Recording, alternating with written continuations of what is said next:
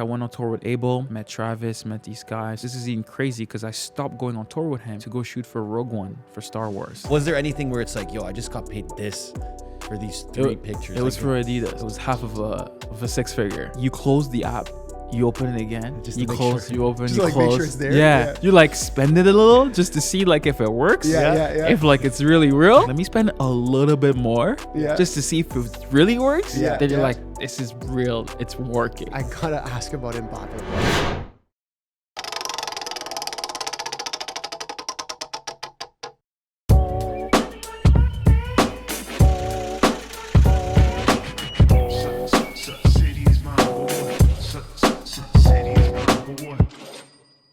Welcome back to the MVH Podcast, Money Buys Happiness, guys. If you tapped in, appreciate you. We love you. Like, subscribe. If you're not already subscribed, leave a comment. We always say leave a comment or say something crazy, and people just comment crazy, like the word crazy. They're just like trying to show us love. You know what? Don't comment. Give them something to comment this time. Comment Comment what you're doing today. Let me know what you're doing today. Let me know anything interesting that you're doing today. That's crazy. That's a good one. Right? That's crazy. The boys are back in Toronto though. Yeah. Pumped. Feels We're back good to in be the home. studio. Yep. Got Dino with us. Yep. Uncle Dean, what up? We got the legend with us after multiple Oh my God. reschedules. Oh my Elie, what's up? How Baby? many multiples? I think 3, 4. I think we're on 3 maybe. But you're at the Yeah. top of the list Yeah, right. for most reschedules. No, you never won. You never won. Yo, No, top you know of what the, the thing I'm is? definitely number one for most reschedule. 100%. But Like, we the usually last try to one was like crazy. last one. Okay, so talk to us last time. Bro, What happened? it was like Final Destination. So, Yeah. So technically, I was all good. I was so ready. Like my mindset, I was like, okay, I'm gonna go on this podcast. I was even like trying to write whatever I was gonna say. Yeah. I was like, this is amazing. I haven't seen these boys in so long. Like, I love what they've been doing. Like, yeah, definitely want to be a part of this podcast.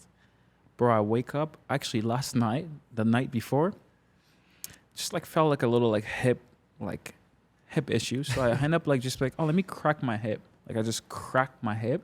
And I was like, oh, nothing crazy. Like I've cracked my hip before, but I'm not a chiropractor. So I'm like, yo, this is hurting. Yeah. This is hurting bad. Yeah. I woke up in the morning, couldn't walk, couldn't do anything.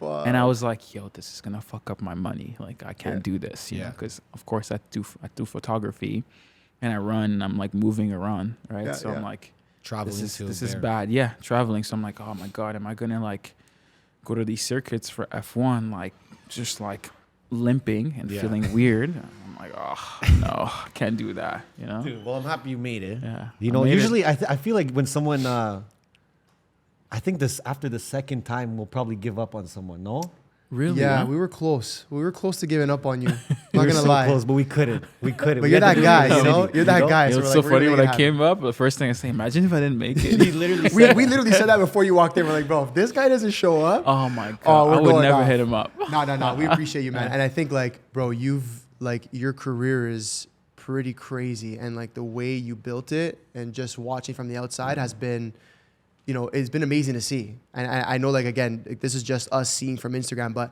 I kind Yeah. of want to give people some context on if they don't know who you are, what you do, and then we can kind of like dive into your story from there. For sure. Yeah. How do I start? Do I just go like my start name is with. this and that? Wait, you weren't born in Canada, No, I was actually born in the Congo. in Congo, which is Okay. crazy. Which is crazy. In Kinshasa, Congo.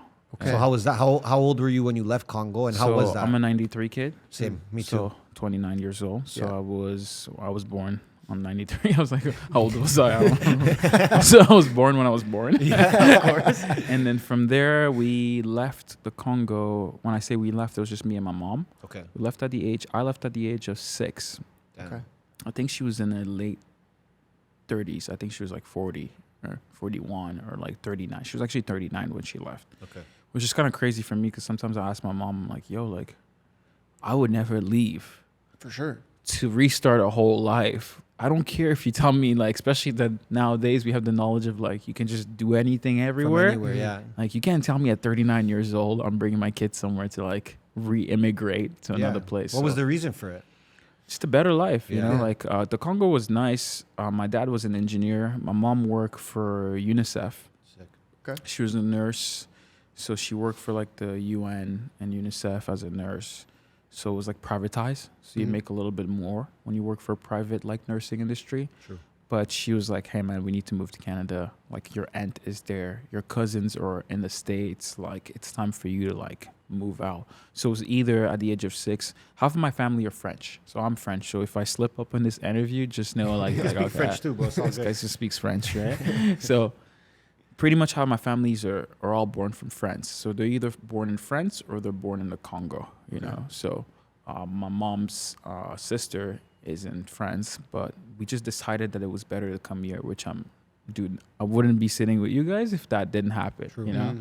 So left the Congo at a very young age, came to Montreal, felt like the pursuit of happiness because I could still remember we lived at the YMCA, you know, like we had our first few weeks, we didn't have really anything. That first few weeks was like us like sleeping at the what do you call those hotels that literally like in the pursuit of happiness when you can only check in at like 7 during the day you have to leave. Oh, true. So you have to pack your stuff and you have to leave. It's like a shelter in a way. It's like shelter, yeah. It's kind of in a shelter. So we actually came to Canada from Connecticut, and we had family in Connecticut. I had a cousin, some family, so we stayed there. But I don't know what it was with Canada and my mother and how persistent she was, because we took a bus from Connecticut to Canada, and then we just like we actually just went to the immigration, and she kind of just like, I don't know, there's a proper term for that when you're like a refugee, actually. Pretty much we're refugees. That's what we went. We're literally refugees, and then we just immigrated to Canada like that. Wow. YMCA till sleeping at like my aunt's like apartment. Okay. It's like a family of like probably like 7, you know, sleeping there. And then we got like a whole apartment. We got an own apartment basement. I think my dad was doing better, work, engineer. He got into politics a little bit, so money was flowing, so the family could like start. Okay.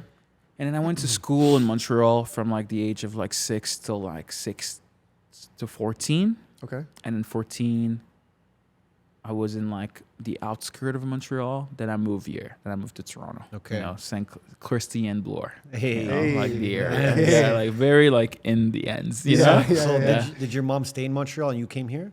So we moved here. Oh, both of you? We both moved here with family, got an apartment because we had uncles here. And the move was just like for her business-wise and like as a nurse, the private industry in Ontario was just way better at the time, you know? Sure. And then for me, she was like, you need to learn how to speak English, you know? Oh shit! That whole time. I didn't speak English. I think I've only started speaking English since 2012 or 13. Wow. Yeah. I guess because Montreal. So it's been 10 years I speak English. Because you can live there and just speak French. Yeah. And like, there's no like quite. You can It's get pretty it. crazy. And Yeah. like sometimes I think I'm like, it's probably been 12 years I speak English only. That's It's insane. pretty You're insane. doing well, bro. I hope so. Fuck. So you get here. Yeah. You're like, how old are you when you get to Toronto?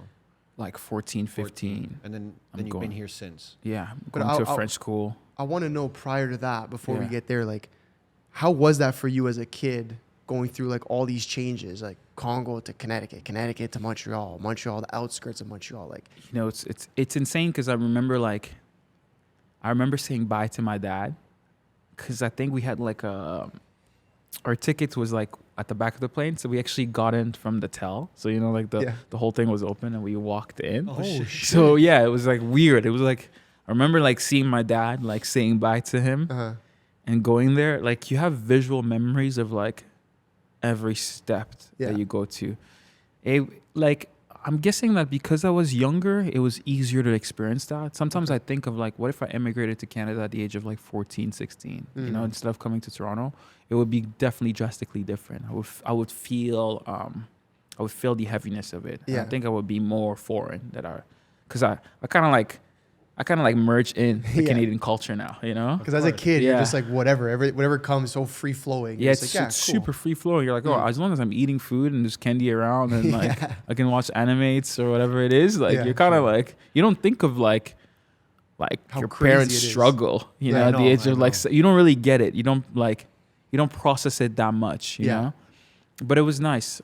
Connecticut was nice. Connecticut was always somewhere that I was like, I thought I was going to end up going to school at Yale because my aunt worked at Yale. So when you have family that worked in universities, sometimes you can get in easier. Yeah. It's a different way of I'm not knowledgeable on that, so it might be changes. So I'm not saying people go get jobs on these things. Fact check it. Yeah. But from what I've learned, it was easier. That was kind of my route, you know?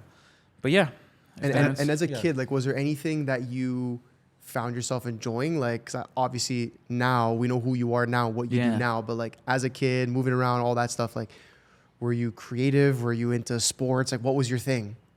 Like, as a kid, as a very, very young kid, I didn't know what I wanted.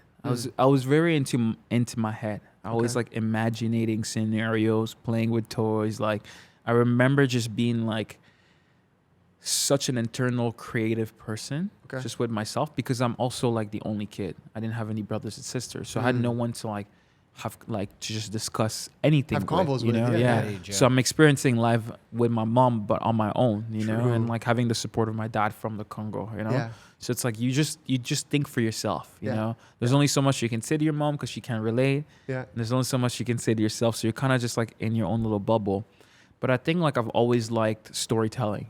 Okay. You know, I've always had this like weird imagination, like just making scenarios up my mind, man. Yeah. Like I had TikTok in my brain before TikTok, you know, like, you know what I mean? Like, so I would just make up these scenarios and play with toys. And then as you grow, I think the love of sport was there, like soccer, of course. Yeah. It's really like in the bloodline because I was watching, I was a big Zidane fan Yeah. when I was even like 2 years old. Yeah. Big Zizou fan. The French players, you Yeah. know, going back and forth. Actually, like crazy story, like from the age of 14 to like 17, my mom and my aunt swap kids for like 4 months, like every year. Oh, So I shit. would live in like Bondy. It's called Bondy. It's like 15 minutes away from like Paris Okay. by train. It's like very close, like taking like the subway to like Dufferin to like Scarborough Town, let's say, Okay. you know? Okay. Like, Yeah. that's actually further. It's probably longer. Yeah, it's Yeah, actually yeah. longer, but a little faster than that. But my mom and swap kids because my mom wanted to spend time with African family. They do stuff like that, you know. Yeah, So my it's mom crazy. wanted to spend time with her sister's daughter, and then same thing, vice versa. Switch the kids up. Switch the kids up. But it's cool because now I have like a perspective of like I have like a child memories from these other places, you know. Yes. And like I understand like French culture in a deeper way that I would have if I only grew up in Canada, you know, because I got the taste of both. Like I've lived in the True. hood in France, you know, I've lived in Bondy, and then come to find out that's like Mbappe's like Oh shit. town. So I'm like, yo, I've probably Full seen the circle. kid. I've probably seen the kid like Crazy. Yeah. Which yeah. we're gonna talk soccer, about yeah. that. Falling We're gonna around, talk Yeah, about that. it's crazy. That's full circle That's moment. full circle moment for me. Of course. Wow. Yeah. So you're talking about it now, and Yeah. you have a smile on your face. You're super Yeah. happy about your past and your come up and your childhood. But was there any tough moments? Was there any darker moments where you remember and you learned something from it, or it was just tough to get through for you? I would say like as you become a teen, you know, then you're like, oh, I'm different. Like, oh, I don't really speak English properly. You know, like I think I also had like some.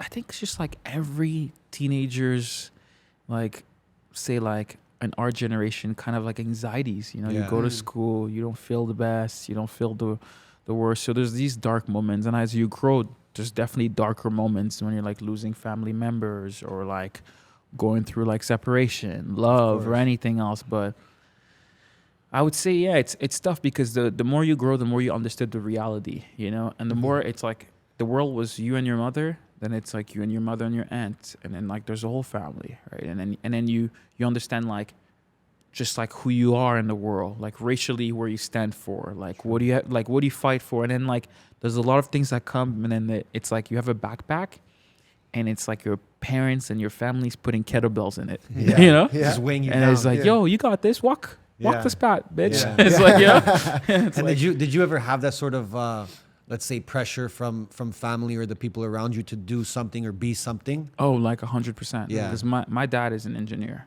you know, like my dad's an engineer, like highly decorated as an engineer, went into politics, like really, like I think he's one of, in his family, I think he's the only one that went to university. Like Wow.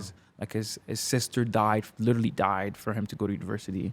She like paid for like his school instead of paying for her medical bills. Like tragic stories like that where then like this is coming to you, and then you're like, damn, like I gotta like, now I'm in Canada, and like parents, cousins, family are telling you like, yo, like you guys have it so easy. You know, it's always like, I'm sure it's like this with like, You know, where you guys from? We're like Italian. Italian. Oh, you Same shit. definitely get those. Yeah, you know, yeah, yeah. All definitely, day. definitely All get day. those all day. Back in our days, Yeah. oh my god, Yeah. you You know, don't know what we had to do. yeah, you don't know what you have to do. So like, so you have that world of like trying to live in a day-to-day life, figure out who you are as just a teenager, as a person, Yeah. and then you have this like heaviness of your family and like the comparison that like you're not enough or you're doing this or it's your responsibility. It's you. It's like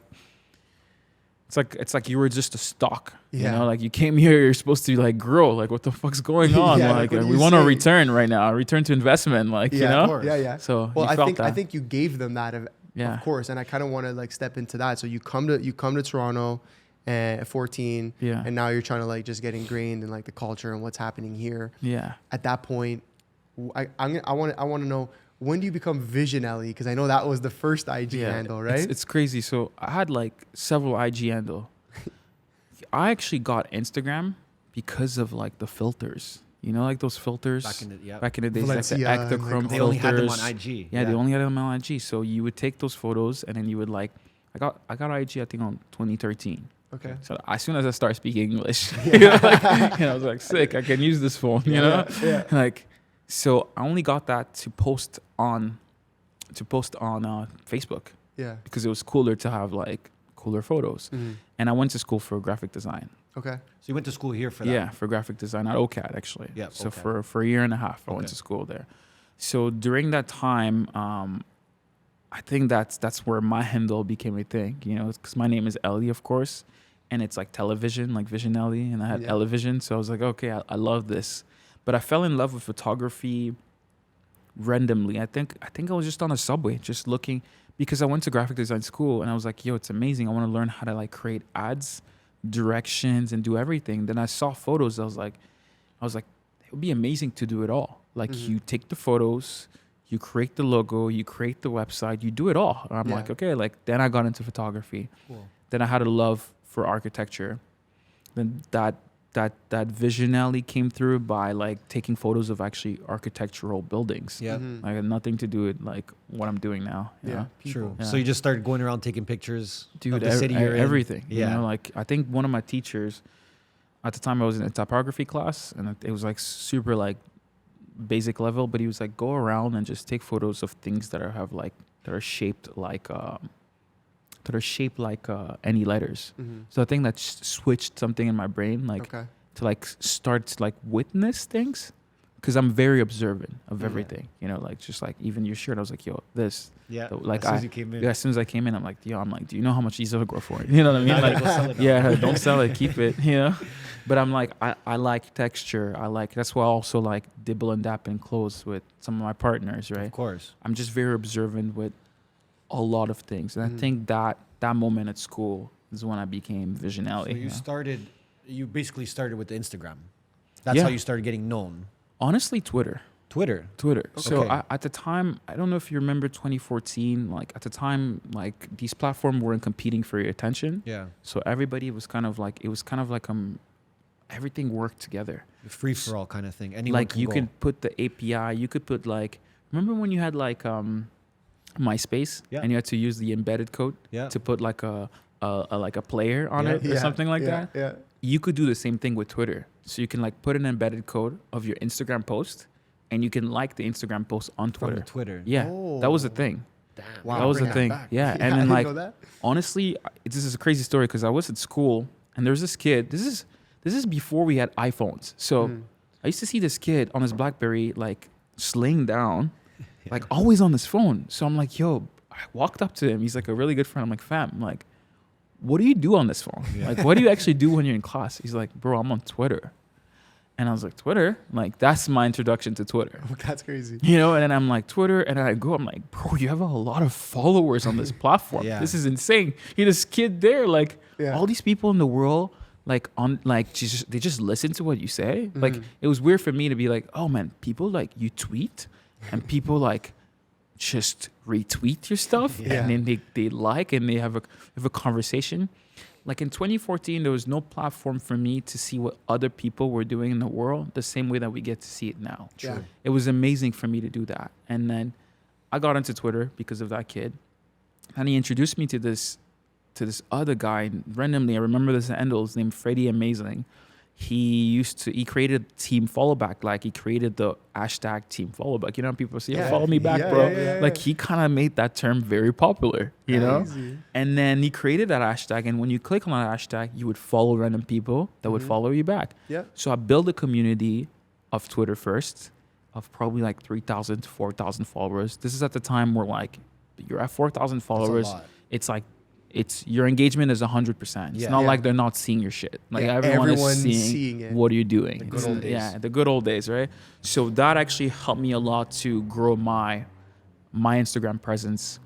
And at the time, I got a lot of publication from like Hypebeast, Complex. This is like Vice too. Vice, yeah. And that happened because me and some of my friends in Toronto here that are also went on to having like amazing agencies and grew like, man, now they shoot for the Raptors. They do commercials for the Raptors. Like, some of them are actually right now in Rwanda shooting for Giants of Africa, which is the organization for the Raptors. Yeah. So it's like, it's weird for me because I come from such a weird world where I didn't have any of this, and like have friends doing like running businesses. Like big things. Yeah. Like, you know, it's weird. Like nowadays, it's like you want to run a business, you want to have your own podcast, your own network, everything else. You want to be able to do that, but it wasn't told to us, you know? True. Like, so that's kind of how like I got my in. Yeah.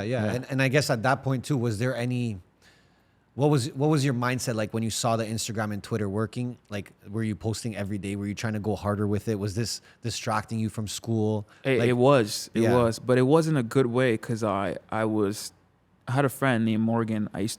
He lived close to school. So every time in high school, like, that last year in high school is to go to his balcony while he smokes his joint. I'm like, yo, look, like 500 followers. I'm like, he's like, every time you come, you have more followers. I'm like, yo, look, like 6. I'm like, yo, 7. Yeah. Yo, like 1,000. Yeah. Yo, 10K on Twitter, you know? Yeah. And then that grew. And it's the love. And also it was like a mixture of me like kind of having the dopamine hit at a early on, growing a community online, and the mixture of the love that I had for art, because I was getting ready to go to like art school, right, for graphic design and advertising. So during that time, I was really into like skate culture. I was really into graffiti culture. I was really into just diving into clothing making. I remember I used to work for this company in Toronto that used to make clothes, right? So I was so fascinating, and I used to internship for a place called Homebase in Toronto. It's a graffiti store, right? So I was just fascinating with all of these industry, you know, like the hundreds, even the brand the hundreds. Like I just loved that people were designing these graphics. You know? You fucked with the culture too. That was the culture of it all. What's cool about I feel like building a community at that time was so much more organic and so much more, I want to say, innocent. Like people actually were building audiences because it was easier. Yeah. Really based off of like doing things they love rather than like creating for the follow. They were creating, like you were creating and posting because it was your art and you loved it. Yeah. And then it was like, oh, the follows are just coming because people appreciate it. Yeah. Whereas today people are like, I have to create content that people are going to like, even if they don't personally enjoy creating. Which I'm okay with both worlds. No, for sure. You know what? You say the big word, it was the innocence. It's like we're all innocent on the internet. We didn't know. You know? Nowadays, you're born. You have a guideline. You know, there's a purpose to don't it. put your dick here. Don't do this. You know, like, or put your dick here. Or do that and get some money on. Get 300K. On OF. Yeah. So you have the choice, right? Course. Now there's a guideline. There's like an internet Bible. It's like something that you just know. And when does it for you? So now you're building this, like, and like you said, 1K, 2, 10, okay, all of a sudden, the VisionElie brand is getting publications, Hypebeast, all you guys are noticing you. When does it become, like, when do you start making money? Like, when do you say, holy shit, like, I'm actually making money off this thing?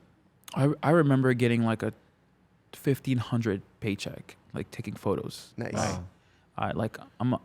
This is what year too? This is like, I don't remember, but I'll find it. Maybe like 15, 16? 2016, That's 15. still crazy, like so for me, it was like, I took these photos and you're telling me that you're paying me. Like, I remember working at the CNE at the parking lot, right? Like, I remember working at Canadian Tire.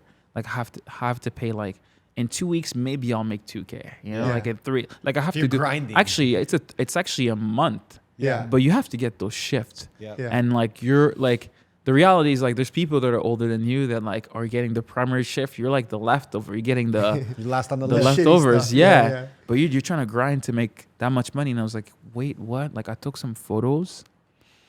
And even at that age, I was so young. Like it was for Roots Canada, you know, like much love to Roots. That was like, the first gig that paid that was you? my first gig that paid me actually. Wow.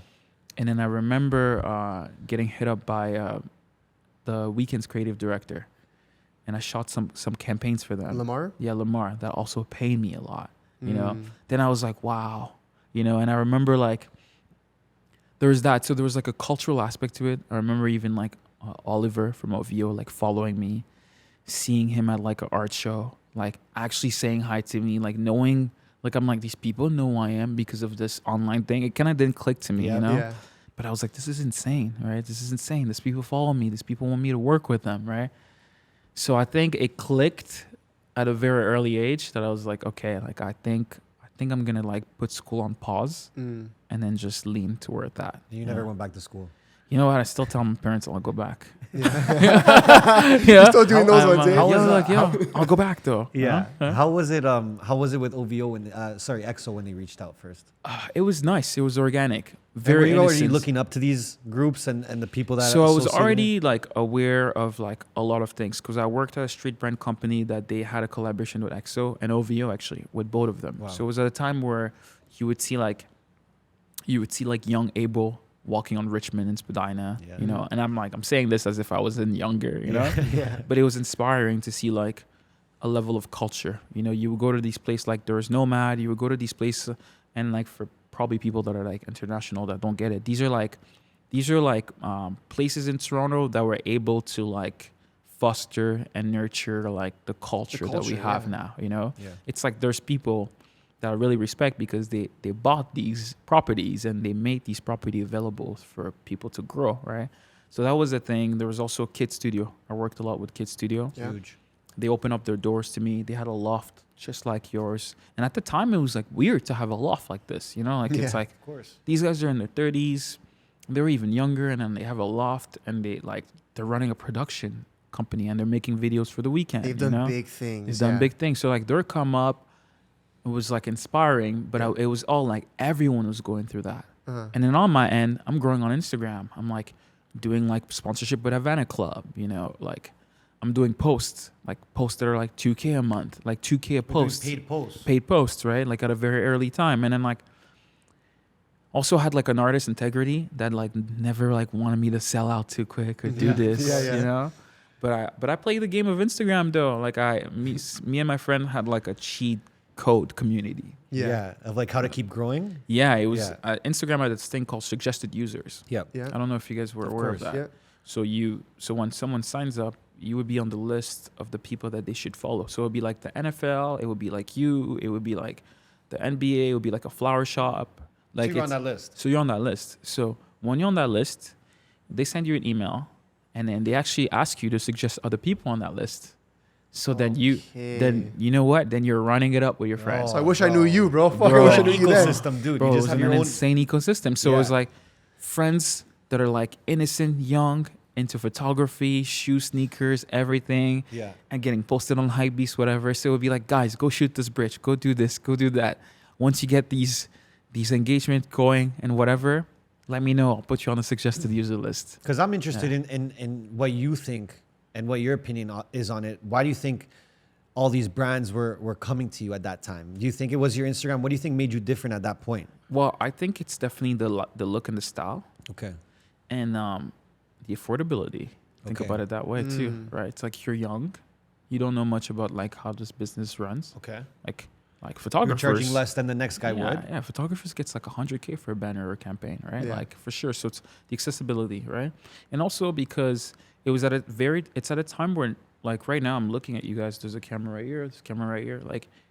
Like if you're in a studio like this, you only had one camera. Yeah. Like this. It was True. hard to get cameras. Shit was expensive. It was hard to purchase these things. Yeah. Not everybody had access to camera. Now you see these like young kids like spending all their CNE money on these cameras, Yeah. you know, and they're doing all these things that are creative. That's like completely different from like the old generation of like image maker. Yep. That it's very like now and it's getting pushed, and it's at the same time where this platform is growing. There's like a resurgence, so like people are trying to get in. It's the same way that like 2 years ago there's like TikTok. Even now, like we're all trying to get in on TikTok, right? True. Yeah. But So, I feel like even in that time frame, like you're saying, 20, maybe 15 to like 17, 18, like everybody wanted in on like the Toronto culture. Like it was a every gold mine. brand Yeah.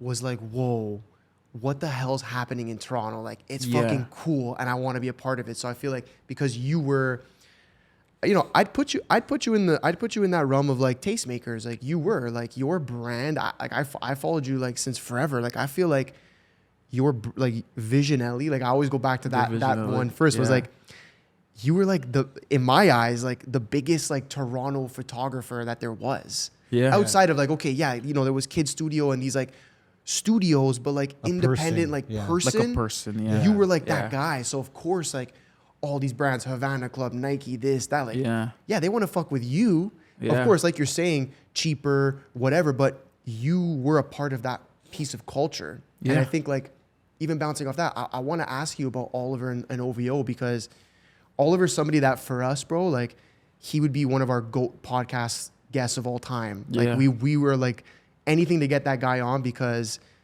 what he did for Drake and the OVO brand, I think it's never been done before. Yeah. Right. And so I want to know how that was for you, getting hit up by him at a time where they were curating that brand. Like now OVO is very curated. Like, Yeah. but I feel like those years, It's an empire now, the beautiful empire. yeah, it's like, dude, what they built is like can never be touched, Yeah. right? But I think those years were very pivotal years for OVO when it comes to the brand.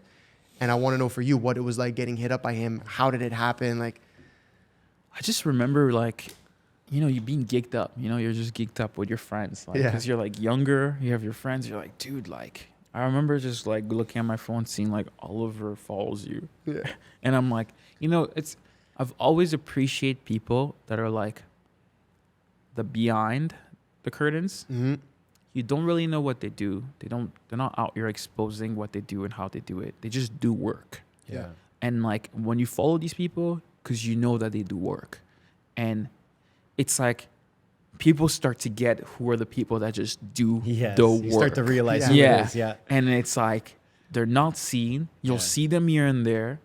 They're seen when you need to see them. yeah, And it was cool to have that. Like, it's like I had like these invincible mentors, you know, like I would reach out. I think I've reached out by email, like respectfully, and like have a really good relationship, you know, a really good mentorship relationship with him.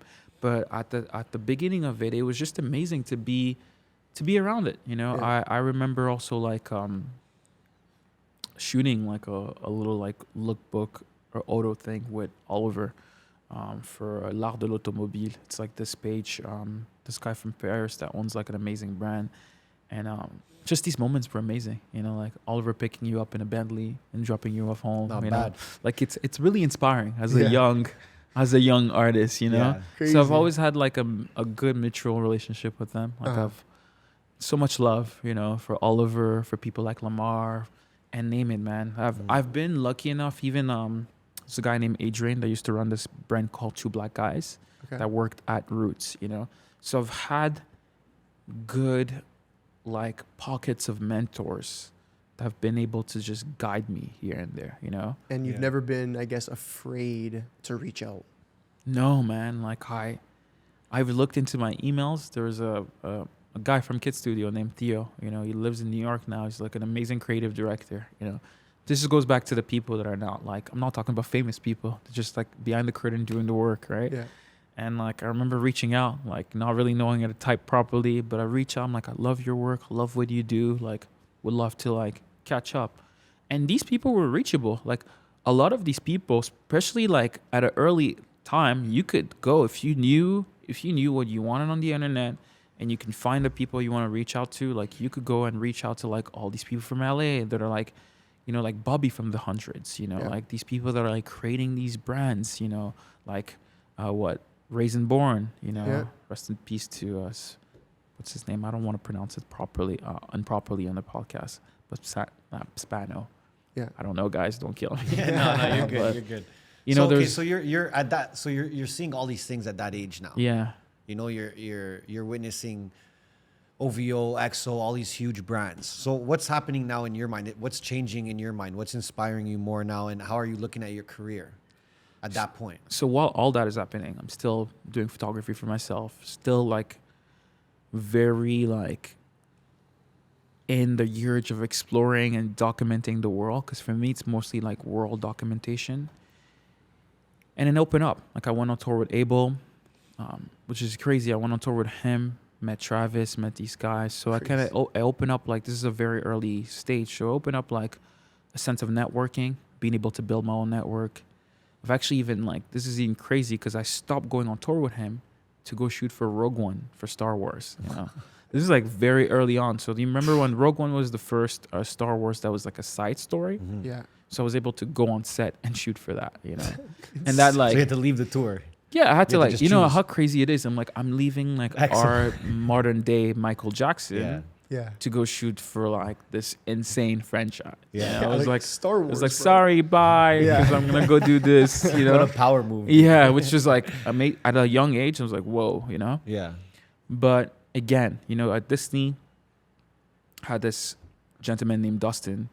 I'm saying these guys' name because I'm like, I want to be grateful for the people. You know, in life, I'm sure in life there's people that like I've helped you in ways to be able. Because you're asking me about this. For you, you're seeing this massive brand. For me, I'm like, I also see the people that are the reason why these photos are happening. You know, Okay. you know, it's like I didn't just They just shit up. happen, I just yeah. like show up at Star Wars. You know, Yeah, like yeah. no, there was like, and it's like a trickle effect. You know, like I worked for Havana Club. You know. Money, nothing. It was probably a $400 paycheck, Yeah. you know, went to Havana, but I was so, and also like the ability of traveling the world while doing photos, like what? Yeah. I was just in Toronto, like, Mhm. you know, I couldn't travel and now I'm literally in Cuba when Yeah. like, this is pre-American being able to go to Cuba. I don't know Yeah. if they can now, but I'm like, then you go there, you're like, wow, they're big Blue Jay fans. They really like Canadians. Yeah. I take these amazing photos and like turns out that one of the marketing directors at Disney saw those photos and reached out to Instagram to reach out to me, Holy. you know, Insane. Oh, they reached out to to Instagram, to talk to you. yeah, which is insane because which is insane. Yeah. And again, Instagram had like a community management group. Okay. It was more of like, again, you say it's more of an innocent platform, more of a platform where you can reach out to people. Yeah. You know, all brands starts like this. Then the more you scale up, you kind Yeah. of have to let these roles It's go. interesting you say that because you even mentioned that you pretty much took a pay cut to do that gig. It wasn't like a pay cut. It was crazy because I also went to school for advertising. Yeah. Mhm. So like I had teachers telling me how things were going, right? But then like I'll go to the real world and I had people trying to like lowball me because I was young. Yeah. Yeah. You know? And like you couldn't really say, it was kind of one of those where I'm like, I can't say much because I'm True. so young. True. True. You know, like that like it's not like I'm young and I have a YouTube channel and then it's monetizing on its own. Like I'm young and I'm trying to negotiate with like a studio that's been doing work for 20 years. Yeah, You yeah, know, yeah. like they have a roster of they like have a 1,000 roster, like, photographers. they So had- is that a lot of it at the beginning, like them telling you because I'm interested of how you were pricing your work at the beginning. Yeah. Like I think a lot of creators have that issue. I've always They're aim like, high. I don't know what to charge. Always aim high. Yeah. You know? Is that from always the aim. goal? For me, it's like, man, from such a young age, I've always felt like I've always like backed myself up. Like I know my word and I'm going to fight for my word. And like, if I'm doing a job and I'm understanding, like they present me a budget, I'm understanding that's a pay cut, there has to be like, it has to be strategic. It's like, and sometimes you don't know the outcome, but I know what I'm doing when I'm like accepting a job. For like Havana was like, I'm like, I've never been to Cuba. Like their thing was like, go shoot the factory, do this, do that. But then I went rogue. I went on my own and I went to shoot like everyone that I could in Havana. And like fast forward to now, I had an art show and I was able to sell that print, you know? Sick. Something that was like $400 became like what? Like 1,000 plus, Yeah. you know? So if you were to negotiate, you're trying to get some more intangibles out of it, Maybe or you're just trying to value get the most elsewhere. Yeah, out there's of it. value of it. You know, Yeah, if you're yeah. bringing me to a place in the world where like I'm not able to access, or you're showing me access of something that I'm not able to do, you know, I'm gonna negotiate that. But the more you grow, the more you have business, the more like things are more like structure. And was Yeah. there any big brands, and maybe you say the name, maybe you don't, but was there Yeah. any big brands that you turned down because you just felt like the offer wasn't what you needed? Yeah, a lot. There's a Yeah. lot of brands that you would turn down because brands will just trying to get like a quickie. Yeah, you know? like, yeah, Like a quickie. Like they'll just say like, yeah, like let's just get this kid right now. Yeah. Let's try to do this. Yeah, you would turn down things, and also at the time when I was young, sometimes I wouldn't reply to email. Shit, I would eh? just like leave an email, you know. Just Yeah, leave yeah. it on Just- red. Yeah, just leave it on red because I don't know who's hitting me up. You know? Any like notable ones that you can say where you're like, I don't know, these guys trying like it just didn't hit. There's no notable email that didn't hit, but there's one story that I have. Like, I was invited to go to the White House, Oh shit. which was like kind of amazing. I don't remember how this even came about. I got an email Okay. and I looked at the email and it says like white gov like dot United something United States. Like look it up and it was actually the United States government. That's insane. And then it was for South by South lawn. I think it's like a thing that they do. They used to do. I don't know if they still do it, where they invite creatives. And I think for this one, it was like Brad Pitt, Common, Obama, and it was Obama's last year, Okay. right? And I remember, this is such a heartbreaking story, because I woke up, I went to the airport, I slept at the gate, I missed my flight. No. I slept at the gate, I missed my flight, and then the whole day I like travel from like America to Canada to trying to get a flight. So I went to like Charlotte. I was trying to go to Charlotte to trying to go to this and waiting for that one flight. And I'm like on standby, like waiting to see if the last person's going to get in or I'm going to get in the flight. Then they're Oh like, my yo, sorry. gosh. Like that just like set the tone to like, I never sleep in when I wait for my flight. Yeah, you yeah, learn the yeah. hard You way. just learn the hard way. But Fuck. that would have been a cool one. Like True. I didn't get to meet Obama and Brad Pitt. And the White House, just in Yeah. general. They didn't get to meet you, bro. Yeah, they didn't get to meet me. That's- I actually that's- met Brad Pitt like Of last course, month. of course you did, bro. Of course Yeah. you did, bro. Do you remember like any sort of big payday that you got like early on in your career where you're like, yo, this is actually like I know I'm you rich. said the, I know you fucking- said the Yeah. 1500 was like bigger at that point in your life because you just started. But was there anything where it's like, yo, I just got paid this for these three pictures? It was Like, for Adidas. I think Mm. Adidas at the time reached out on a contract where they kind of just didn't just let me shoot the photo, but I was also production. Cool. So I like produced a campaign, and the campaign was like on a billboard, was at like the Eden Center, and it was half of a six figure, you know. And then Yeah. like one time and then it was crazy to see like. the number. And I think I was traveling at the time. I think it was Sweden, and I opened my bank account, and I like saw the wire, Let's go. and I think you close the app, you open it again, Just to you make close, sure. you open, Just you like close. make sure it's there. Yeah. Like you go to bed, you wake up, you close, you open. You like spend it a little just to see like if it works. Yeah. If like it's really real. Yeah. Like you spend a little, and then you're like, let me spend a little bit more, Yeah. just to see if it really works. Yeah, Then you're yeah. like, this is real, it's working. Yeah. And we were Yeah. talking off record a bit about, you know, being financially literate, Yeah.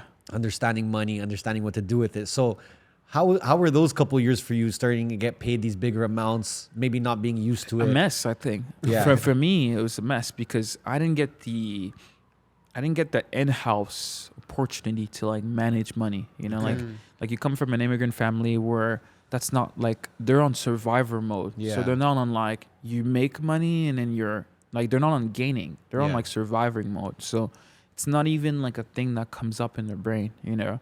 It's like then like a lot of like immigrant families are living month by month, paycheck by paycheck, and this and that. Like only like one of my aunt that actually passed out this month, rest in peace to her. Rest in peace.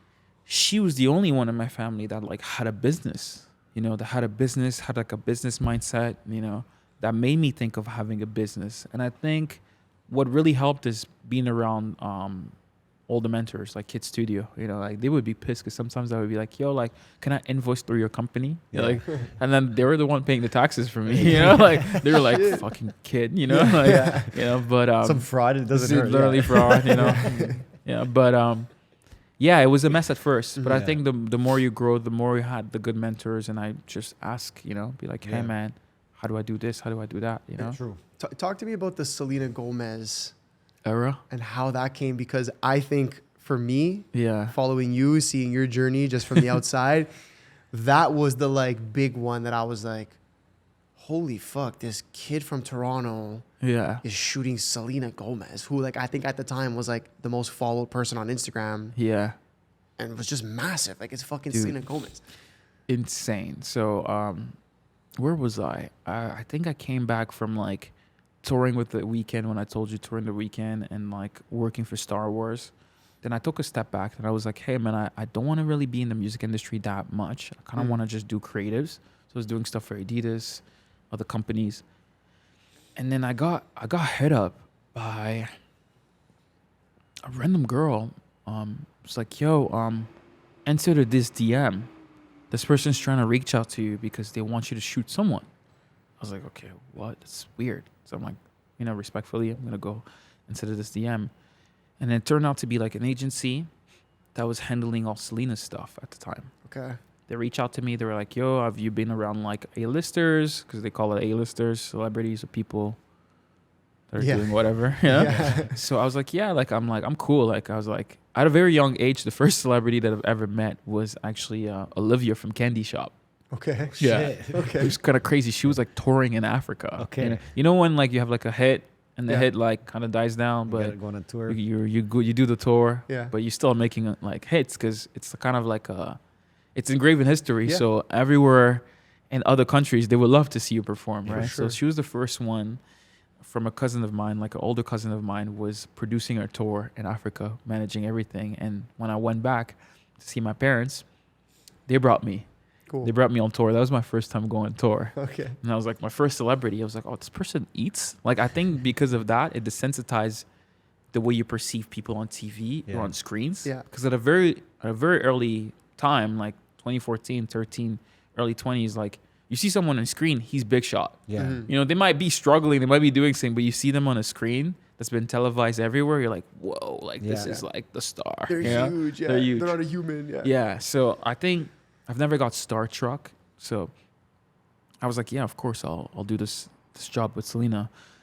I flew to Vancouver, so I met them in Vancouver the first time, and then it was it.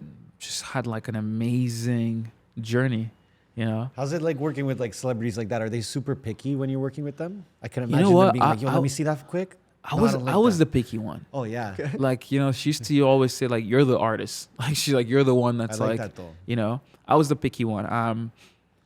Very easy to work with. I think it's the beautiful part about like her relationship that I had with her made me understand that world in an intense way because she's so global to a level that's like She's the highest level. she's the highest Yeah. global level, and like it's not like I dipped and dive. I just went straight to like the highest global level. Yeah. So I had to understand that like this is as big as it gets. Yeah. Yeah. And anything else, your work will be way easier and way manageable. For sure. You know? For sure. So it's kind of like a crash course on like how to be protective, you know, because it's like I'm taking those photos, then I'm a part of your image, you know. It's like understanding how I want to photograph her, you know. And also like my taste toward like a woman in that position, you know. Do you become you really become protective of her image? Mhm. You become protective of her image, you want to make sure that she looks good. You become just also like kind of just protective of their mental health, you know, because you're day-to-day seeing what they're dealing with, and they're like, we're the same age bracket, and I'm like, I'm not dealing with that. Like I can shoot you because I'm behind the curtains. I can shoot you. I can go back to St. Clair and buy some bread, you know, in my little neighborhood on St. Clair and Lansdowne. No Yeah. one knows who I am. Yeah. Yeah. You know, like I can walk in Toronto and no one knows who I am. Yeah. You know, like maybe after this, you guys are gonna gas me up a little bit more, but it's like seeing someone that their image is everything to the world. Yeah. It was great, but it was also like a learning curve to be like, oh, this is how you work with a client of this intensity. You know? True. And as you're progressing in your career, when do the thoughts start to come like, hey, like maybe I want to do more than photography. Maybe I want to own businesses. Maybe I want to do this. Maybe I want to do that. When do those thoughts start coming to you? Because I know you have a lot going on at this point in your life. For me, it's just the home first. You Yeah. know, it's like helping my mom. You know, my mom putting a down payment, my parents putting a down payment, and me being like, hey man, like let me take this over, like under my belt. So are those things that you did? Yeah. So Very it's like cool. just having a home was the first thing. It was just like every penny that I got was just investing in that, you know, because I didn't know better, because I didn't know what was to invest in what, True. you know.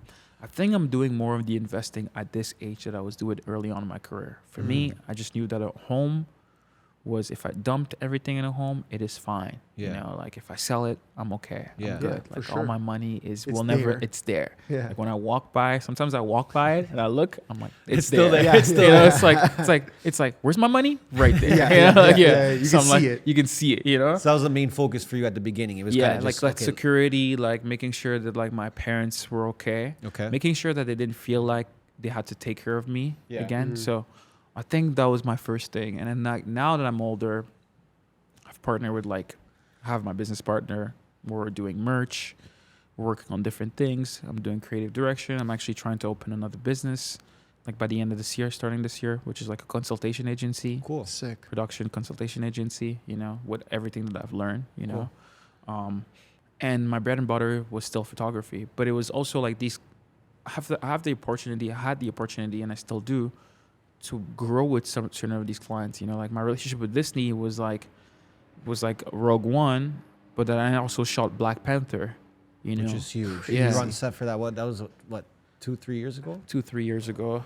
Rest in peace to Chadwick, Yeah, you know. Chadwick, But that movie was also like a big turning point for my career. It was also like accepting my African like culture, you know, my Congolese culture, like showcasing that to the world, you know. And then I did an art show with some of my friends. So I diversified. When I did an art show, we had like a brand partnership with like a cannabis company. You know, the Cool. cannabis era, Yeah, of course. which was insane. Yeah. Yeah. So I'm still in it. I think. that's amazing. I know you. I actually know you guys. Are I think I'm in still it. in that era, but No, but it's good that you're in it actually right now. It's mean that you're with healthy partners, right? Yeah, But there was yeah. a time where people was just throwing money to anything and Yeah. everything, right? Me and like my best friend Adil, Chris, and his brother, and with the help of his dad, were able to get funding from this like big corporation, like Sick. 6-figure funding. Wow. Nice. I did an art show for 2 days that cost like $250,000. And like, and sometimes I was like, this is crazy because it was there for 2 days. Yeah. Yeah. We just rinse this money, you know? yeah. I guess you didn't charge. Did you make the money back? It was a partnership Okay. that was just built on that. Okay. And the whole partnership was supposed to be a long-term partnership. It was just the start of it was this introducing this art show. True. We had this idea called reissue. Okay. And reissue is taking what's already there and making it better, right? So take what's already there, make it better, whether it's furniture, event space or anything. So the art show is very like sensory. I gotta ask about Mbappe, bro. Like I Yeah. know that's a very recent Oh, thing, man. and like Yeah. And you just said too, like you guys from pretty much the same town. Yeah. like Full circle moment. how does that come to be? What was it for? What's the message you get? Just walk me through What's the he whole like thing. too? Yeah, Yeah, the whole thing. The weird part in my world is like I'll touch base on Lewis, right? And Oh, Yeah. I 'cause mean, another one. It's yeah. linked to the same. It's kind of Yeah. linked. I have more of a healthier work relationship with Lewis. More active, I would say. Active. It's Okay. the right word. Healthy and active Mhm. work relationship with Lewis and his team than I have with like Mbappe, because Mbappe was kind of like a one-time thing. Okay. Sure. But it was like the best one-time thing that I could ever hope to get. Yeah, you know? of Like, course, bro. especially like I was like, again, like I've also worked at TikTok. I don't know if I told you guys this. You mentioned that to me So before. like I've worked at TikTok for 2 years, Mhm. from 2020 to 2022. You know, Okay. so I've also like, when you're talking about business expanding, my expansion was working in the tech world. You know, having that tech business world, and then I moved from TikTok to working on Optic Gaming, which Okay. is a big esport Yeah, that's industry. huge, It's yeah. huge. I was like, I need to know what's in the sauce. I wanted to work there, but creatively, we were not always on the same page. Sure. And Toronto culture is just too beautiful to leave, bro. Yeah. Texas was great, though. Texas Is that where it was? Yeah, Texas? you're out there for a I minute. was in Texas for like a year. was DMing, yeah. We were gonna when come out there. Yeah, Oh, that was yeah, the whole yeah. point. We're gonna shoot guns and just ride F-150. That's what I was like. This is my life now. Yeah, I'm gonna yeah. go to Texas, eat like amazing meats. Yeah, You know, yeah. go on like. My girl's like, oh my God, go on like a raw carnivore diet. Yeah. I was, Joe I Rogan was shit. bro, I was Joe Rogan shit. I was Yeah. like, I was getting beefed up. Yeah. Had like an AR, like, you know, like anything that I'm saying this, like, sorry, mom, like, yeah, like I had No, it's guns. Texas, bro. Yeah, I was See, like that's where you gotta do it. straps, everything, Yeah. it's insane. And, Yeah. and that life like stayed for like a year, but then I moved back home like Of nothing course. happened. So you know? always come back. Yeah, I always come back. But Yeah. that was my diversification, was going to these places like working at TikTok with my mentors, or working at Texas with like with that esports team, Hector, Scum. That's kind of have like I don't even remember the question because I went on to Mbappe. Well, Mbappe, Yeah, well, but we Mbappe. can even, if it starts from Lewis, yeah. We could start there too. start me there. Well, the reason why I mention these things because my job usually starts from like even the Selena. It's like someone DMing me, being like, "Yo, like reply to this," and I'm like, "Yo, what is this?" Right? Like, oh, this person wants to reach out to you. It's like you. Even my partner right now for UX Garm, which is like our production facility for merch and everything, you would be surprised how these conversations happen. It's always like it's always like, hey man, like you're getting a haircut, someone wants to talk to you, or this and that, right? So Mbappe, same thing. A friend reached out to me. He's like, hey man, I happen to just work for Oakley, like as a creative. Yeah. I'm doing creative direction for Oakley, and we have Mbappe as a client. If you're in Paris these days, show up. He's like, You're like, yeah, I'm in Paris right now. I'm like, yeah, I'm in Paris right now. Yeah. So it's like, okay, we'll follow up with you by emails and coordinate everything. And it happens, and I was just on set, met the guy, chill, Yeah. super chill kid, you Yeah. know. And I was actually in his studio. He owns his own studios. Speaking of business, Wow. smart man, owns his own studio facility. Even as a soccer player, you know, Wow. you're shooting in his studio facility, which is Sick. like high end. And then that was just an amazing day. It was just an amazing set day. It was for Oakley commercial. Cool. And then because of Optic in Texas and prior to Optic, I've built like a good relationship with Oakley. And Oakley is also sponsors of Optic. Yeah. So that same relationship that I had working at Optic and also as a freelancer with Oakley just made sense. And I actually got featured on Hypebeast for Oakley like glasses campaign. So I was like, oh, sick. Mbappe does a campaign. I do a campaign. You just honestly wear some shades or what? Yeah, it was just some shades. It was literally the same thing that Mbappe did, Yeah. but it was for another feature. Sick. So I was like, Okay. oh, this is sick. You Yeah. know? So Even yeah, sorry, go on. yeah, go go on. for it. No, that's I was how it gonna happened. go back a bit. Yeah. First of all, crazy. First of all, you weren't shocked when you met Mbappe. I Like you weren't like, This guy's like, bro, Damn. I wasn't shocked, but I was like, wow. yeah. Like I'm like, I probably saw you playing soccer. We're from Bondy. Did you mention that to him though? No, I didn't. You should have. Because it was like a professional place. So Yeah, I yeah, wanted to keep it professional. Yeah, I don't want to be. be fanboy and like, but you know, like a lot of my friends actually know him. Like very close friends of mine know him. Like another friend of mine who's was a photographer that sometimes I sleep at his when I go to Paris. Actually knows Mbappe, crazy. and then he actually showed because the campaign photos were actually different than the one I posted. Okay. And he actually sent Mbappe my photos, and it was like, "Yo, these are better than the campaign photos." You know, and I was like, "Please, Oakley." I want to go back to, you mentioned TikTok, your role at Yeah. TikTok. I think that's super interesting. What did you do at TikTok? I was a spy. I want to know what the fuck's going on at TikTok. Oh, That's why I'm man. asking. It's a beautiful platform. First of all, This guy said like, I'm a spy. Bro. yeah, French spy, I was bro. a French spy for 2 years. I was collecting data and making sure I knew what the fuck was going Yeah, on. in bring terms it of- back to watching us, France. eh? Yeah. Well, it was amazing because I was a growth strategist first, and then turned into being a partner manager, just like you could say like mid-level entry tech job. Yeah. But my role was really intrigued because I would like write queries. I would like learn how to code, learn how to like retract data, learn how to work with creators, like mentor creators, you know. The cool part about it is like I oversee gaming and education at the times at like my end of my little career there. It was cool because I got to speak with like astronauts. I got to speak to like Chris Hadfield. Like, you know, like Sick. speaking to someone that went on space is a different like Yeah. it's a different thing. The When you're on combos, this- yeah, the combos are real different. When you're in yeah, a Zoom with someone that says like, so Elie, what do you think about it? I'm like, Yeah. I'm like, you've been to space. Yeah. You know, like what else do you want me to think about? You know, seen like it all. I can only think about that. Yeah. You know, it's like that relationship was great. That work relationship with TikTok was great. It was interesting because it's like 2020, there's COVID. The role of working on set as a photographer, anything movie related, is no longer a thing, really. It's like you can't see people. I'm also Canadian, so it's harder for me to get to the US now because this is like pre-getting my visa or being able to travel. Just getting out of the country, they're trying to get you to fucking juice yourself with Yeah. 5-6 shots. And Yeah. I'm like, I don't want to do that, Yeah. you know? So you're like stuck. Yeah. You're like you're kind of in a prison, you know, Yeah. in Montreal. I mean, I lived in Montreal for like in 2021. It was like, even more strict there. yeah, they were giving people like tickets. You know, like my friends used to walk their dogs. You know, Get like tickets. I'll borrow your dog so I can like go to your house. Like Oh.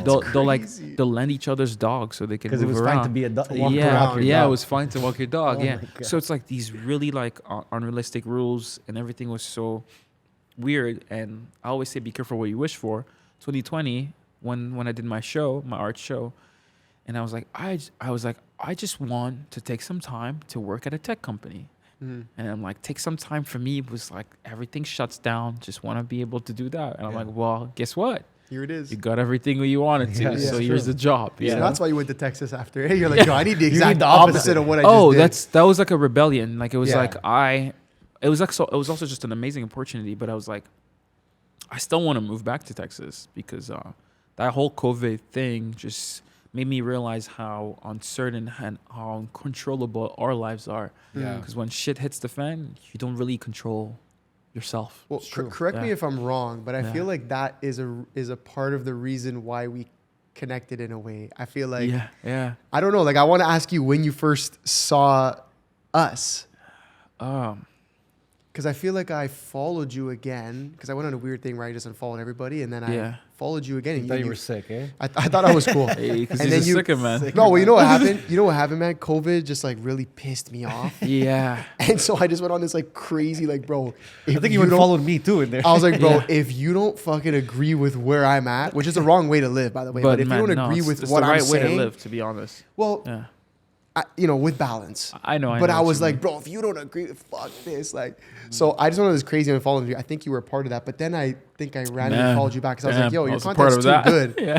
And I followed you back, and you followed me pretty quickly. Right away, I think. And I think, and I think that there was like, I don't remember exactly, but maybe we had some conversations about that, or you were liking that content. I know we were talking There were, about it. yeah, a bit, too. there was just a mutual understanding that I was like, I just like these guys, man. They're just like, they're just real guys. You know, Yeah. in the day and age when everything is kind of just like also just like working at TikTok, seeing so much of like the young content, every people either being misguided or being guided in direction or forcefully being guided in directions, you know, Yeah. in every way, every topic, anything in life. So it was just overwhelming, and I felt like it was hard for the majority of the population to find a grounding, to stand up for themselves, to be like, I don't want this. Yeah. And for me, I'm like a pretty healthy guy, right? Yeah. I'm like, I follow all these health gurus. I follow all these neuroscience, like Uberman, and all Uberman, these yeah. people.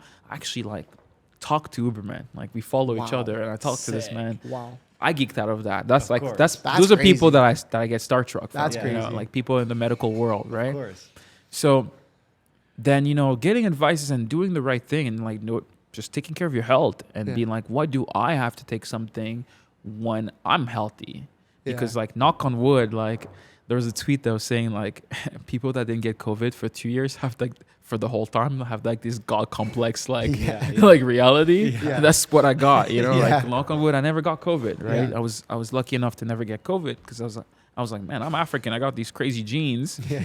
I'm good, bro. Yeah. Like, I'm I'm good, like, I don't bro. need Y'all this. afraid of COVID, bro? Yeah. I'm like, I don't need this vaccine. I'm the Black Panther, like, I'm like, so it was weird. I was like, and I just understood. I was like, yo, this feels weird. I don't think like this vaccine is for everyone. For sure. I think that you should take the time to consult your doctors, to do blood tests, to see if you can do, but we didn't have that time, Yeah. you know? Yeah. And then you saw Like- us, these two assholes, were just Yeah. like, what the fuck is this vaccine? What the fuck? Yo, Trudeau. We're like going Yeah. crazy. You're like, all right, these motherfuckers are pretty nuts. But it's interesting you say Just that. not 'cause you- scared to speak up. Yeah. You know? you If can't- you you feel can't some be- ways, just express yourself. As long as it's not like I'm going to the mall and I'm shooting up people and like trying to express a message in like a violent way. You know, if I stand on my grounds with the way I believe in my own beliefs, and if it's not hurting anybody else, and I'm not like spreading misinformations, which COVID was in so many ways. Yeah.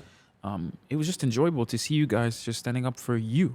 You know, be Yeah. like, oh, I don't believe in this or I believe in that. You know, And I think what was surprising when we had some of those like conversations was like, I'm like, damn, a lot of people in your world, yeah, this creative world, especially with the brands that you work with, the people you work with, like, I was surprised to see that you could think for yourself straight up. You couldn't, yeah. Well, the fact that you were like the Yeah. fact that you were in that world and like, yeah, again, not going out and doing what we were doing, like Yeah. fucking filming crazy podcasts, but like you had a head, you had your own head, like you had your own way Yeah. of thinking. You weren't worried, and I feel like in your world, you were either so lost in the sauce when it came to like COVID and whatever, or you were like, well, I just need to follow this because if I don't, it's gonna hurt my career. True. Yeah, there was like a weird part. For me, I just stay silent. Yeah. You know, I was like, let me just observe Mm-hmm. and see how the world feels like. You Yeah. know, my opinion doesn't really matter. I think that COVID era was weird because it was a mix of COVID, Black Lives Matter, Yeah. Yeah. Asian lives, and then like the LGBTQ community. Yeah. It was Yeah. like an awakening of all different type of communities, right? Yeah.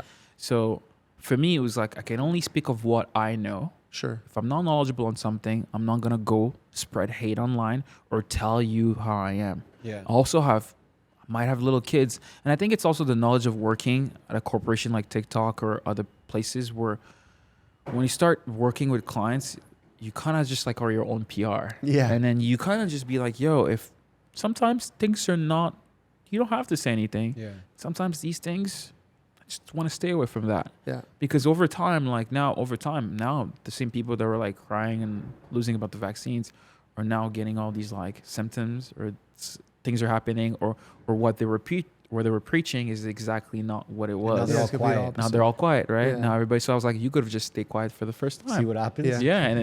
And it's just like, you know, Sometimes you just gotta hush up, so bro. you gotta shush, you know. So Yeah. even your career, I mean, like you've been pretty behind the scenes. Yeah. In your own career, I'd say, Yeah. right? But now, as you branch into these different businesses and different ventures, do you plan to be more of a face for your brand? Yeah, it's like I think the behind the scene was like not having the guts to even talk in front of a camera. Okay. Mhm. First, you know, like I think it came for like a level of insecurity or a level of like doubt, self-doubt, not Okay. knowing if it's just step in or step out.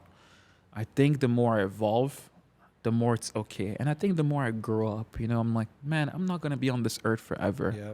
You know, branch out, do what makes you happy. Yeah. Because you're literally here for a piece of time. You blink, next thing you know, you're fucking 97 and your hips start hurting. I think if you did put yourself out as more of a personality or more of like an entrepreneur in that way where people see you, I think you have so much knowledge to give. You have so many cool experiences that I'm sure if people thought they could listen to you or watch you speak about certain things, especially the creatives in this city, I think they would go crazy over that. Yeah, I do it like on the low. Yeah, like yeah. I'll like sometimes I'll post on the story. Someone will repost it's like me speaking somewhere. They'll be like, Mhm. oh, like what were you doing? Like I was like, oh, I was just speaking somewhere. Yeah. Yeah.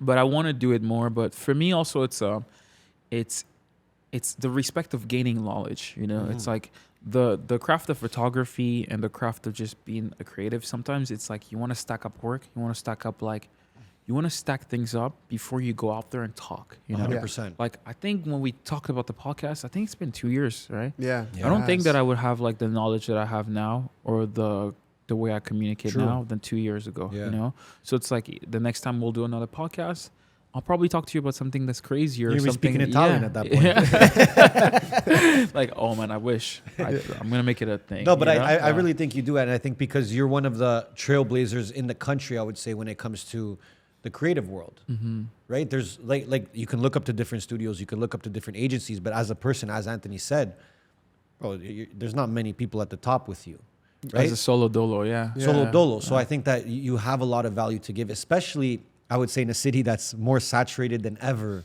with photo and video, It's true. and creatives. It is true. Yeah. right? Different time than you were coming up. Yeah. But you also got to look at it, I think, in the perspective of like you're saying, should I get in front of the camera? Should I not? And like, do I Yeah. have enough knowledge? Like, at the end of the day, like, you're gonna never feel like you know enough to talk in front of camera. Like, even true. now, you know, we're almost 200 episodes in. That's insane. I still don't like. I still sometimes sit here and I'm like, do I know enough to be talking? But what you come to learn is like, it's cool.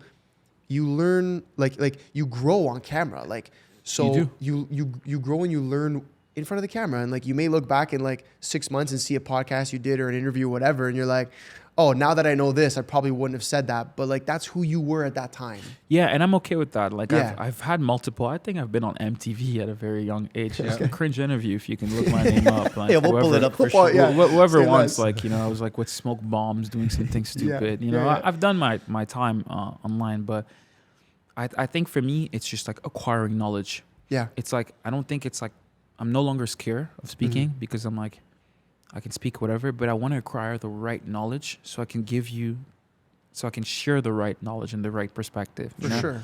Like one thing for me, it's like even till this age, I still go on YouTube like crazy, like trying to get help and guidance from people and sometimes people say things, but they don't say anything. If you know what I mean. 100%. Yes. They just drag you into this flow. Yeah. But I'm like, I want to know practical. Where do I do?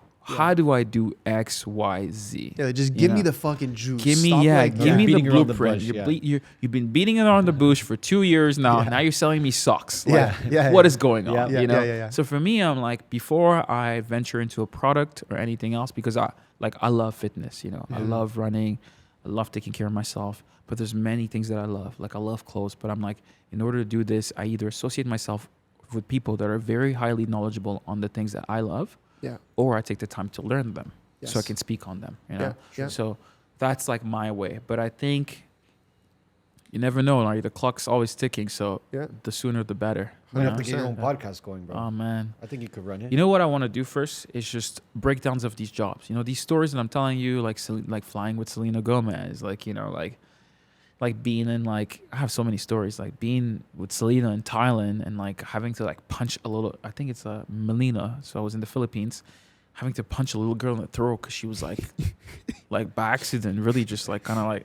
Just Tossing because bombs. we're at the airport and we're getting like mobbed, you know. Okay. It's like I Oh, you just had to knock wish, someone I had to knock her out because I'm like, like our own security couldn't be security, so I'm like, Yeah. I'm security now, you know. I say less. Yeah. So I'm like, yo, like I'm sorry, but like it was like just a little like yeah, This girl was like this big, bro. yeah. Like I hope she never. I hope it wasn't too strong enough for watching her this to right now. remember this, you know. But it was like insane. Like these stories are things that I want to tell, Mm-hmm. you know, because from my perspective of like a Congolese kids growing up in Canada, Yeah. and then like dealing with that and flying back to St. Clair and buying a piece of bread, like and Yeah. going, like it's insane. Well, that's you know? why we wanted to have this podcast Yeah. because we're like, yo, we know half of the shit you're doing already, and we know Yeah. it's crazy, and no one knows about it. Yeah, Because you do market on social media, but you don't show everything. I don't If you show were to anything. show like Yeah. every one of your stories my and stuff, God. that'd be I was gonna say insane. you probably show 10%. Literally.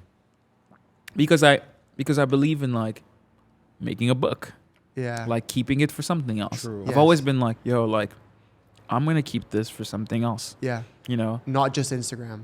Yeah, and Yeah. even like in the phase of like content making and everything, I was like, I was like eager to be like, yo, should I just start releasing photos that I've never released or things that I've never show or whatever? But I was like, nah, you know what? Like, be patient. Just do what you're doing. Things that you're doing are working. Yeah. Not saying don't stay stagnant, but learn how to be a better storyteller.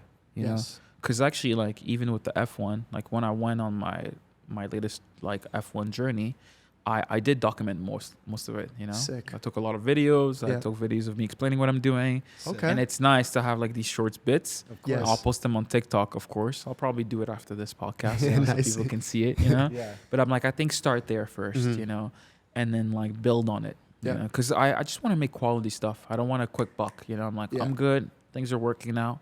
I know the right people. I know how to get myself around. Like, let's just keep this going, you know? Yeah. Yeah.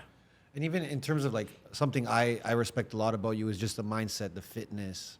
Yeah. You're always locked in. You're dialed in, right? I love Yeah. that, right? And why has that been so important for you, especially like in your industry?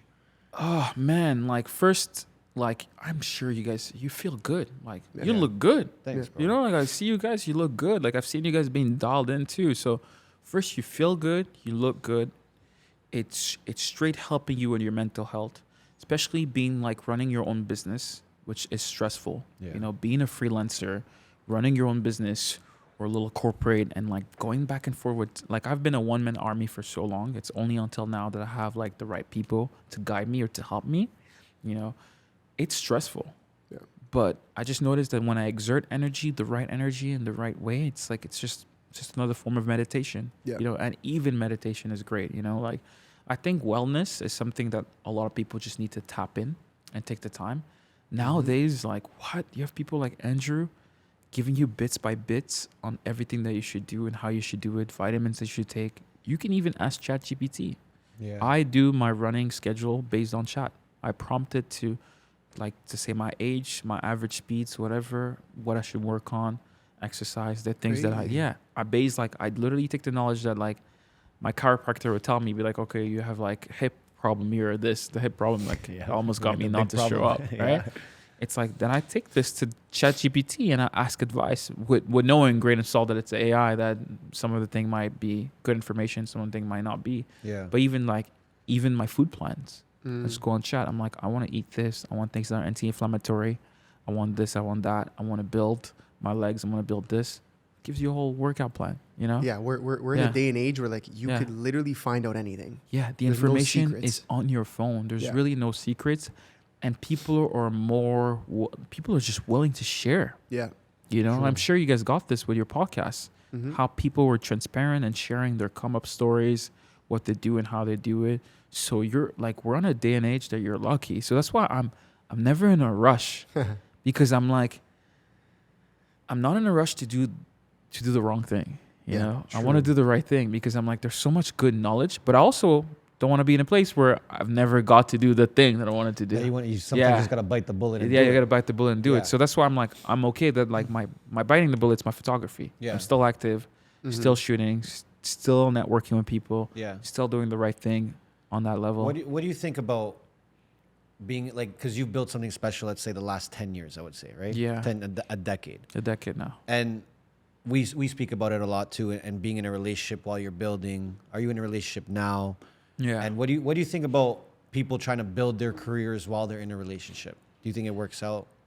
It works out depending on your partner. You know, like sometimes I've been with people where we don't have the same views, you know. It depends on your goals, you know. I think like I'm 29, right? So now it's like it's weird that you asked me this question because now I've been reflecting on a decade. You know, I'm like I've been reflecting on like how do I want to approach the next decade of my life, right? So for me it's like the fitness, it's wellness first. It's like get this one unlocked first. Get your mental health unlocked first, because if these things are not good, you can't function properly, right? And then it's like your financial literacy. Like what else can I learn that I haven't learned, and how do I do this, right? And like my photography skills, you know, like heading from photography to directing, you know, to consulting, you know, like consulting and production company and taking care of like other people's business, right? So it's like these are things that I like. So like then when you're at this age, you attract people like your partner. You either attract a partner that's completely the opposite and it's great, you know, you love Yeah. that, or you attract someone that is in the similar route, Yeah. you know. So for me, I think it's just the individual knowing what works for you first.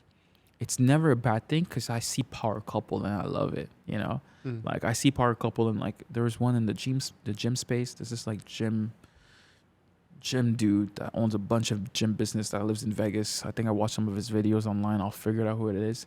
Lives in Vegas, and his wife like is like amazing too. Runs the businesses. Hormozy, no? I think it has Hormozy, to be. yeah, it's like Hormozy. I do. Alex Hormozy. You know, and I follow their lifestyle and I love it. Yeah. You know, I love to They see fit perfectly. they yeah. fit perfectly, Yeah. and I love to see people being successful together. Yeah. It's just amazing. You know, like it feels good. You're like to me, that's my TV reality show. True. Watching Yeah. him, it amps me up. Yeah. You know, I'm like, yo, I want that. You Yeah. know, Mhm. but I'm also okay with a partner that does completely different things, as long as you're allowing me to maneuver and being able to build my own business, and it's not jeopardizing. For me, it's like it's not jeopardizing who I am as a person and what I wanted to do mentally, financially, everything. Then I'm fine. Yeah. You know, like a relationship should either complete what you're doing or add to it, you know? True. Yeah. Yeah. It's got to be. It can never hold you back, as long as it's not holding Yeah. you back and it's adding value. And for every person, I feel like that, like you mentioned, that value can be different. Yeah. Some people want a partner that helps their business or whatever. Some entrepreneurs just want a partner that gives them peace and takes care of them, like Yeah. mentally, whatever, physically. So it just depends on the person, Yeah. and we're all different. That's where I think when it comes to that question, the more that we keep asking, you know, people who have done great things and their thoughts on it, the more I'm starting to realize that it's very based on the individual at the end of the day. Like super. Some people can handle it and some can't. Because there's even entrepreneurs that maybe they actually have the perfect partner sitting there, but they can't balance between they're a not ready for person. it too. Right, exactly. They can't balance It's between the true. business and handling a relationship. So it's Yeah. always up to the person. I think that's more what I'm realizing now. Yeah. But So you're in a relationship. For now, yeah. Out of- Yeah. except for now, What are you gonna say? Like, yo, come on, fam. No, like I am in a relationship. Yeah. I'm gonna say for now. He's in a relationship with the money. Yo, you kill me, bro. My Listen, guy. Relationship with the money. it's time for the That's question. number one. No, I have a beautiful girlfriend. She's Yeah. nice. She I know. takes good care of me. Lucky woman. Yeah, I'm the lucky one, to be Yeah. honest with you. Yeah. You Yeah. know, like, and she's independent, like Yeah. has her own business, freelance, very So good, it's like a someone shark, similar. like a So shark. someone Yeah, similar to someone you. similar. Okay, cool. Very in the back end, but a shark. You know. Yeah. Yeah. So it's like when I see that, it's inspiring to wake up to that. You're like, oh, like, you know. You trying to get married? I will hope You so. believe in marriage though? Yeah, I believe in union. Okay. I don't believe in like having to tie the knots in a way that like it's like formally the same way. Yeah. I just believe in union. If you want to be married, yeah. Like for me, marriage is mostly for if I get married, it's mostly for her and for the 100%. family. Yeah. Facts. Yeah. Yeah. It's For the it's like it's pictures for As the a man, we it's always for say the, that. Yeah, for me, it's like for her and a family. Yeah. Yeah. It's like I'm willing to. I accept marriage because of these things. Yeah, your Yeah. parents Because it want to looks see good it. for them. Yes. You know, and it's a thing that just everybody comes and Tradition be over It's a good time. joyful. celebration. It's a good celebration. You know, if you want to do it in a marriage way, or if you just believe in union and you just want to celebrate your union with people, let it be. You know, so I'm really open to like however it takes me, especially in this relationship that And I'm into. how about like a couple of mini Ellies running around? That would be great. You know, Yeah. I think that would be great. Juniors, do my work, brother. Pick the camera up, Pick bro. the camera Let's up. go. Yeah, because I have a cool relationship with my dad where we call each other brothers. You know, Sick. so it's pretty cool Sick. to like. Actually like that. It's cool because Yeah. I'm like, my dad doesn't really just call me, how are you, bro? Like it's like Sick. Mm. it's pretty nice. Like I still have like the level of respect. I'm especially foreign family. You have the level of like respect. Yeah. But then we're like on a bro level. Friends. Yeah. You know, like we're friends. So that's pretty sick to Yeah. be able to have that. And I'm like, why can I not have that? That comes from my own two nuts. You know, Yeah, like facts. you True. know, You will that get you're that, though. like, It oh, will that's come. amazing, right? Mhm. And like, 100%. and I think and I've seen friends having kids, and I think it changes you for the better. For It sure. like sharpens up your hustle mode. Your Yes. gears goes like on You say that a 100. lot, too. I always Yeah. say that. Well, Yeah. there's a study. Huberman was talking about it, where like Yeah. when you have a child, like as a man, like you release, and I'm gonna butcher it, so it's like, but you release No. a certain chemical in your brain Yeah. that actually makes you work harder. Yeah. Like it's almost like a cheat code in a way. About to have 10 kids. So it's kind of fucked up, but it's a real thing, right? Okay, trying to get My the guy- 10x trying to get the income. motivation. My guy exactly. Huberman said it wasn't me. Go Yeah, watch the EP. yeah. We'll toss it in. But yeah, so I think it's something that I feel like we've lost today. You know, kids are not like like having a child and giving birth isn't appreciated the same way that it was It's even true. It's not a 20 priority years for ago. people, yeah. Right? But I Yeah. think but maybe that's an issue in our society of why people don't have the grind. Men are just okay Yeah. with being stuck in one place and living that like bachelor or whatever lifestyles because that it's not being it's like the family's not being promoted anymore, right? It's also like the accessible, like the growth of technology, right? Yeah. Like we consume a lot, you know, ton. we consume more than we create, you Yes. know, like, and like, it's like knowing that balance, but also a lot of young men, including me, could be lost in the sauce, you know? Yeah, facts. For me, I'm just happy I have a good surrounding, have a good dad, I have a good mother that fought, and I remember their core principles to me, and I just have good friends. I have a good community, right? So finding a good community that can just help cater you, it's like so important, right? Yeah. Like things, neighborhood, Yeah. you know, it's like it's everything, right? Yeah. So I would say that first, but you're right, like on that, like a lot of young men are just lost in the sauce, Yeah, you know, bro. and like, yeah, and there's nothing wrong with the bachelor thing. You want to spread your seed, go ahead, spread your seeds everywhere, but it's great, but it stops sometimes. you Yeah, know, like, but that's- but then Party- the, party the ends. party ends, Yeah, you the know? party ends, and like Yeah. the last thing though is you don't want to be the last guy at the party. yeah, You know what I'm saying? Yeah. You don't want to be the last guy, 45, you know, still Yeah. going, Yeah. and then lonely, you know. But Yeah. whatever. You don't, know, yeah, to each his own. Sure. But it's true that there's like a decrease on like it doesn't feel more appreciated. Yeah. But I truly believe I'm so optimistic about the world, even Yeah. though we're going in like it's entropy, so we're always going to the Yeah. worst part. But I'm so optimistic in a way that like I do know because I see it from friends. You know, I see friends that like our dad become way focus, Yeah. and their kids are doing jujitsus and all that stuff. And like it's that. nice to see the young kid growing. For me, when I see of a mini me, I'm like, you don't have to go through the hiccups of everything I went through. Like the principle, like I told you, like these kids are popping. There's already like online understanding. They know what to do, right? So for me, it's like I'll be able to just guide you. Yeah. And you have like all these amazing uncle. Like imagine if I had a kid right now, I brought them to Yeah, them, crazy. Like his experience is like, oh, my dad is doing like broadcasting. He's on a podcast. What Yeah. is he Yeah. talking about, Yeah. right? Like it's like he's sitting here. It's like, Yeah. wow, like that's inspiring, For sure. Then like imagine having a kid like meeting like Lewis or meeting Fucking unreal. Mbappe, Yeah, insane. That kid's gonna grow to be like Inspired as the hell. world is his. Yeah. Like Yeah. You can do like, anything. You can do anything. Yeah. So So it's I coming. just wish that for everyone. Yeah. To have these kids. I always think of like my friends' kids are super lucky. Mm-hmm. Have a friend. He's like not even a close friend of mine. He's an internet friend. His name is Slon, an amazing artist.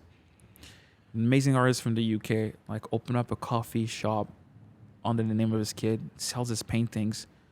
Tremendous amount of money. From Nigeria or from somewhere in Africa, if I don't know exactly. And I saw him posting his kid, and I was like, man. I was like, your kid doesn't even know it, but he has the coolest uncles. Yeah, Yeah, yeah. it's sick. Like I'm your grinding. Yeah. You're there. You have all these friends. It's like Yeah. these kids are set. Yeah. You Hell know, yeah. like Hell yeah.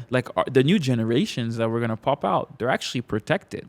Yeah. I think these kids like are set. They're set for the goodness of the world. For sure. Yeah.